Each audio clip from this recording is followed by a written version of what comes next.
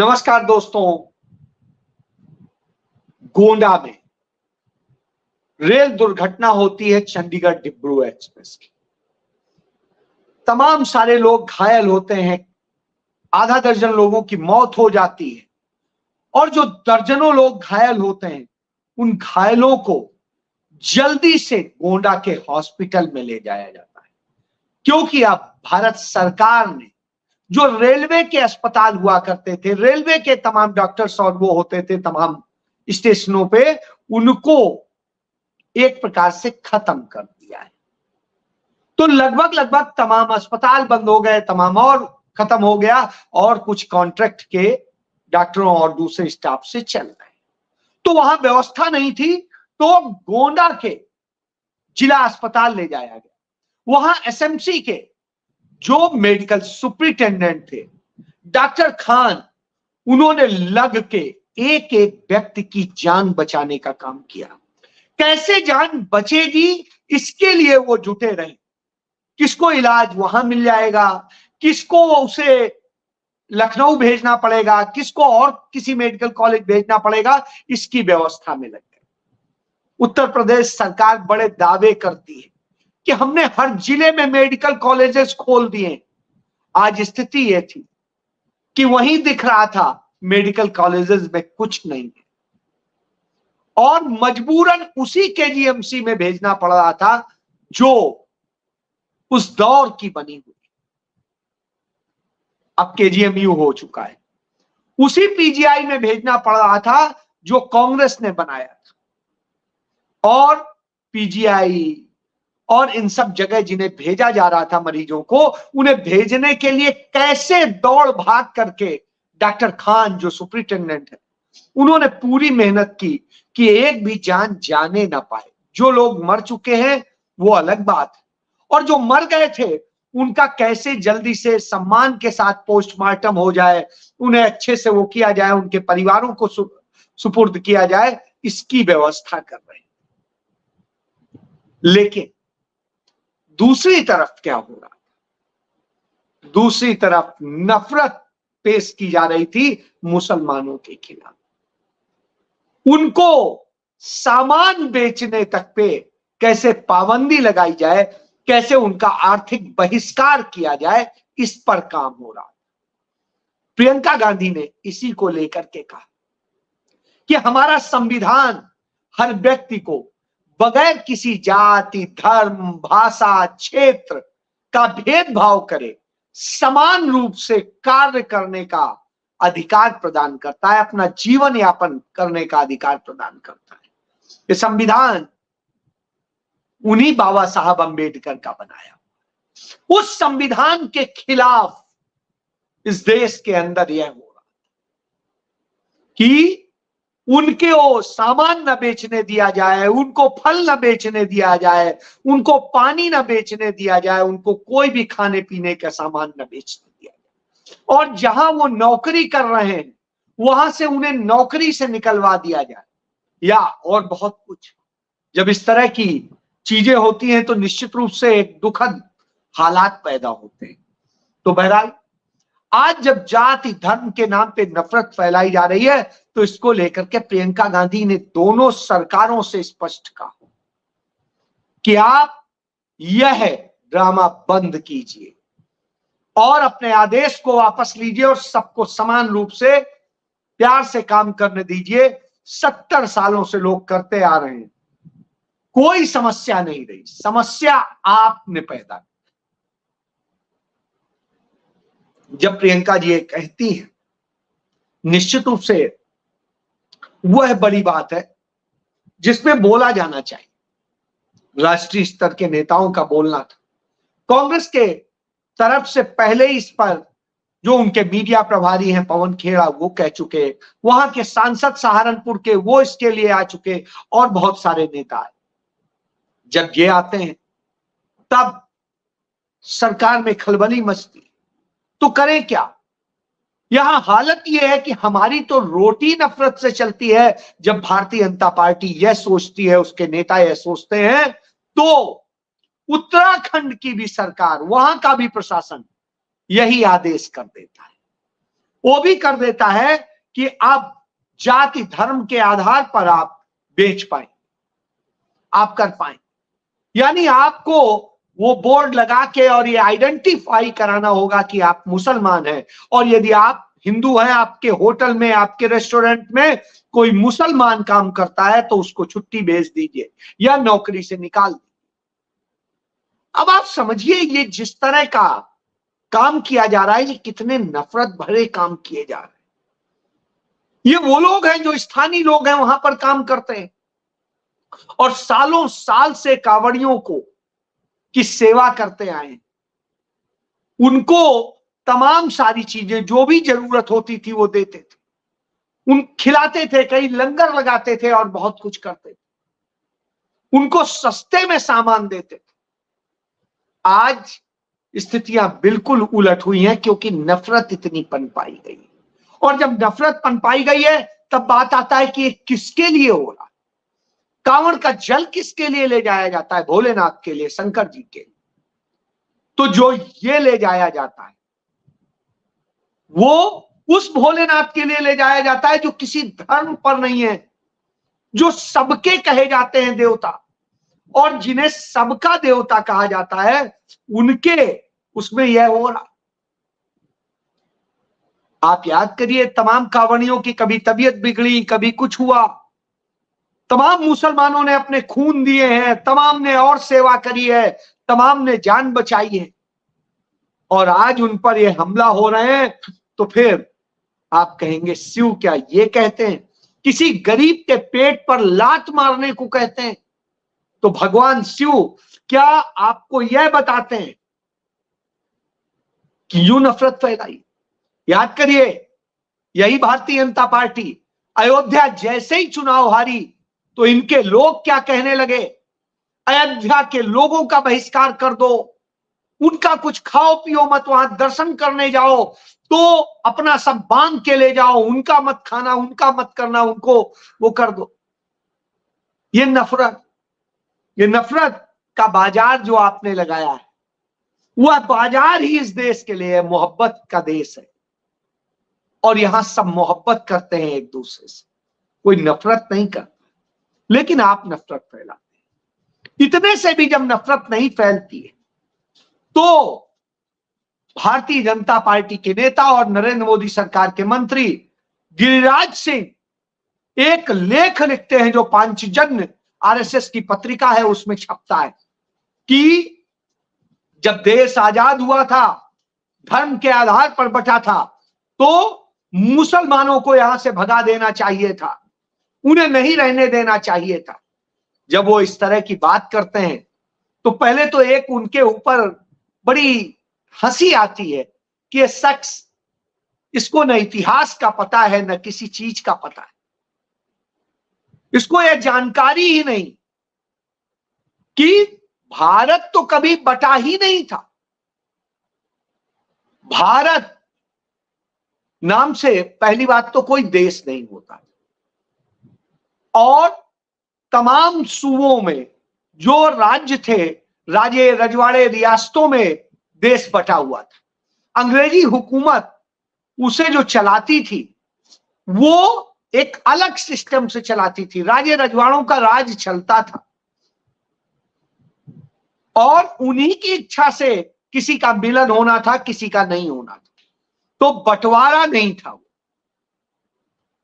धर्म के नाम पर एक देश का उदय हुआ था, वो बना था, जो कुछ रियासतें उसके साथ गई। हर रियासत को यह अधिकार था कि कौन किसके साथ जाए। पंडित जवाहरलाल नेहरू ने जब इसे इंडिया नाम, क्यों इंडिया इसे मिला? नहीं तो इंडिया तो मिलता ही नहीं, क्योंकि इंडस वैली तो इस क्षेत्र में है ही नहीं, वो तो पाकिस्तान के क्षेत्र में चली गई। इंडिया इसीलिए हमें मिल सका क्योंकि इंडिया नहीं बटा, वो सूबे चले गए जो पाकिस्तान के साथ, उन सूबों ने एक देश बनाया, पाकिस्तान। तो बड़ा माइन्यूटली अंतर है, लेकिन इसे समझने वाला।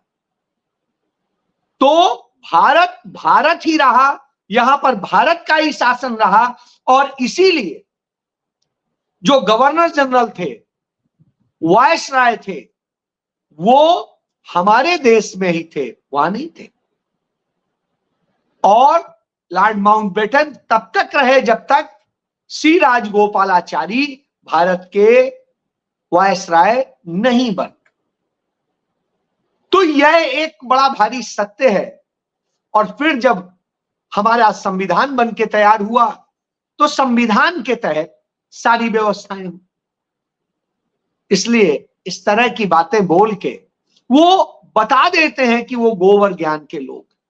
बहरहाल आज ज्ञान की बात नहीं कर रहा, आज बात इसकी कर रहा हूं कि नफरत फैलाने का जो खेल, कि संविधान के अनुच्छेद 15 में सबको समान रूप से जब अधिकार दिया जाता है तो आप हैं कौन और यह कैसे कर सकते हैं। इसी से पता चलता है कि यह लोग संविधान खत्म करना चाहते थे और इससे वह बात पूरी तरह साबित होती है, क्योंकि इसी तरीके से असम के मुख्यमंत्री, असम में बाढ़ आई हुई, लाखों लोग मर रहे हैं, बाढ़ से प्रभावित हैं, मर चुके हैं सैकड़ों लोग, और इसके बाद वहां का सीएम वहां उस पर काम करने की बजाय वो अपने यहां एक्ट पास करता है कि कैसे कैसे मुसलमानों की शादी कब होगी, कैसे उनका क्या होगा, वो सब बनाता है, कितने बच्चे होंगे, क्या खाएंगे, इस तरह की बातें करता है।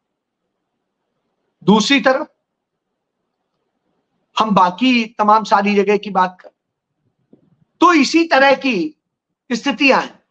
और यही वजह है कि अब भारतीय जनता पार्टी की सरकार को, नरेंद्र मोदी की सरकार को, उन्हीं की पार्टी के लोग, जो सहयोगी पार्टियों के लोग हैं, वो चुनौती देने लगे।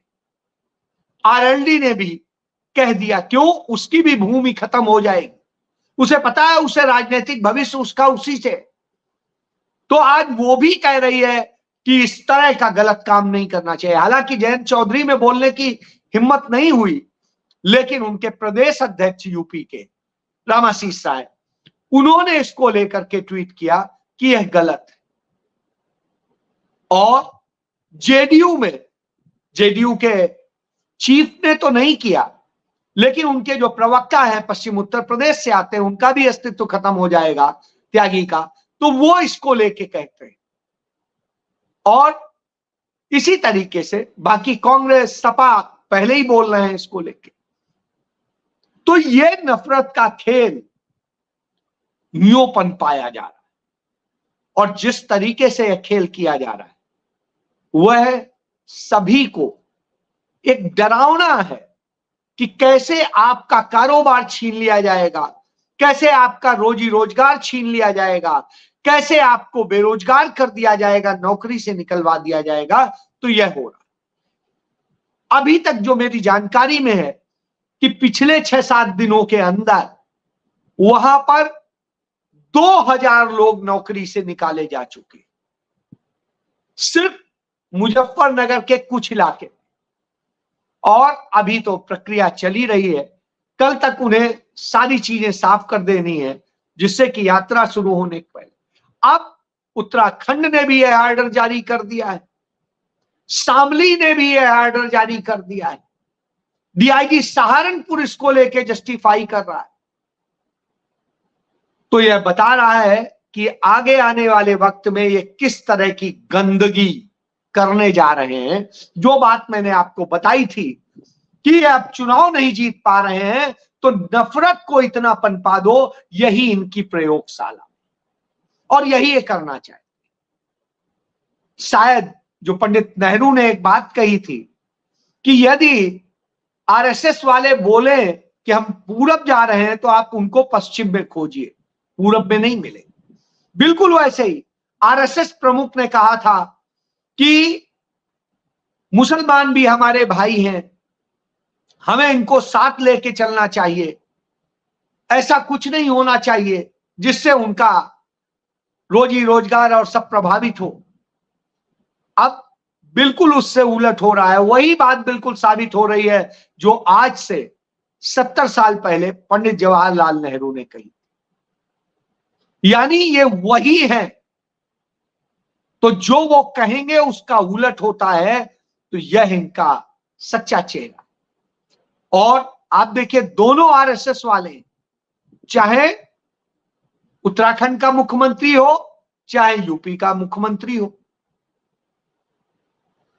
तो जब जिन्हें जिस तरीके से इनसे कराया जा रहा है वह बताता है, लेकिन दूसरी तरफ एक सवाल उठता है, आप फल वाले से पूछेंगे कि आरिफ हैं कि लतीफ हैं कि क्या है क्या नहीं है, उसका बोर्ड देखेंगे तभी खरीदेंगे।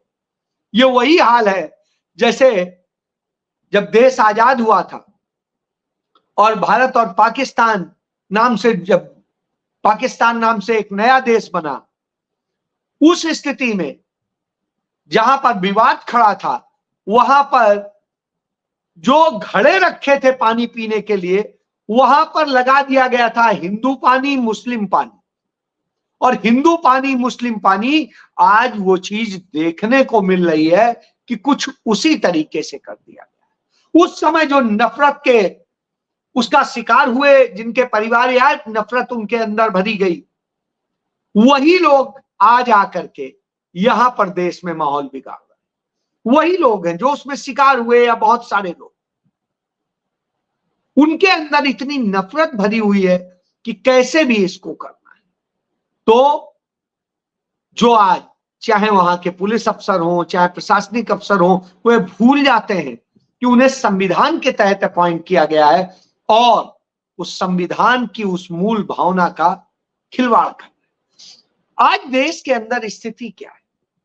देश के अंदर हालत ये है, गरीब और गरीब होता जा रहा है, अमीर और अमीर होता जा रहा है। हालात ये हो गए हैं असमानता के कि अंग्रेजी हुकूमत के दौरान भी इतनी असमानता नहीं थी, उससे ज्यादा आज हो चुकी है। आज लोगों की घरेलू बचत खत्म हो रही है और लोग बुरी स्थिति में जा रहे हैं, गर्त में जा रहे हैं। 65% लोगों की हालत खराब है। इस देश के अंदर लोगों के तमाम तरह की समस्याओं का शिकार है। रोज बरोज लोग मर रहे हैं, कोई कोविड के नाम पे लगाए गए टीकों के कारण, कोई और कारणों से। और जब ये इस तरह की स्थितियां हो रही हो तो उन पे चर्चा होनी चाहिए। चर्चा होनी चाहिए थी क्यों बेरोजगारी इतनी बढ़ गई है और प्रधानमंत्री क्यों इतना झूठ बोल रहा है, रोजगार के नाम पर कितना झूठ परोसा जा रहा है। प्रधानमंत्री कहता है कि हमने इतना रोजगार और इतना रोजगार, जबकि विश्व श्रम उसका आंकड़ा कहता है कि भारत के अंदर एक बड़े लंबे अरसे में सिर्फ 2 लाख रोजगार मिले और नरेंद्र मोदी का आरबीआई उसी रिपोर्ट के आधार पर कहता है कि 2.25 करोड़ रोजगार। यानी कितना झूठ बोलता है। यह साबित होता है कि वैश्विक आंकड़े सेम चीज के आधार पर वो बोलते हैं और ये बताते हैं। तो झूठ बोलने का ये है। अब रोजगार की स्थिति कितनी बुरी है ये कहीं पर भी, जहां पर भी वांट निकले आप देख लीजिए। तो ये झूठ का जो कारोबार चलाते हैं, नफरत का चलाते हैं, ये आपके भविष्य को बर्बाद करने के लिए चलाते हैं और सच्चाई से आपका मुंह मोड़ने के लिए चलाते हैं। इसलिए खड़ा होना पड़ता है। मोहब्बत की इसीलिए दुकान खोलनी होती है, क्योंकि यदि मोहब्बत की दुकान नहीं खुलेगी तो ये नफरत ऐसे ही पनपती रहेगी। इसलिए जरूरी है कि मोहब्बत की दुकान खुले और लगातार खुलती रहे। चाहे कितना नफरत का बाजार हो, वो मोहब्बत की दुकान से यदि पट जाएगा तो नफरत कुछ नहीं कर पाएगी। बिल्कुल इसी की जरूरत। आज डराकर धमकाकर और जिस तरह से लोगों के रोजगार छीनने का काम है, यह निश्चित रूप से अन्याय है और यह अन्याय नहीं होना चाहिए।